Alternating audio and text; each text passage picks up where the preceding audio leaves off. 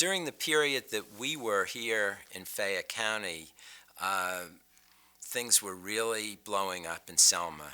This was the time of the March in Selma, and around the events in Selma, 3 people were murdered. There was Jimmy Lee Jackson, there was Reverend James Reeb, and there was Viola Liuzzo. And it shook us up, and it caused us a great deal of pain. And we decided that we would stop work one day and that we would join the members of the community here on a memorial march into town. And I would say there must have been 300 people or so who gathered at John McFerren Store. Someone led us in a prayer, and people were supported by prayer and faith at that time. And then we formed a double file line and just started marching down the highway towards town.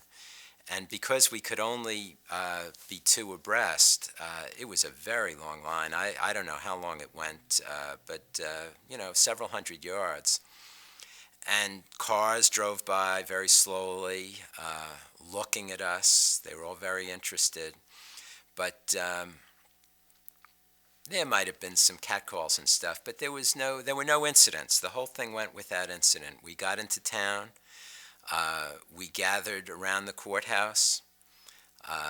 John McFerren got up on the steps of the courthouse and he made a speech, and he talked about how terrible the violence was and how we all hoped it would end and how our civil rights work was a way of changing things. And once again, like that first day when we all held hands and sang "We Shall Overcome," it was a funny thing. I barely knew I existed. It was like I was part of some much larger organism. And on the other hand, I'd never felt more alive.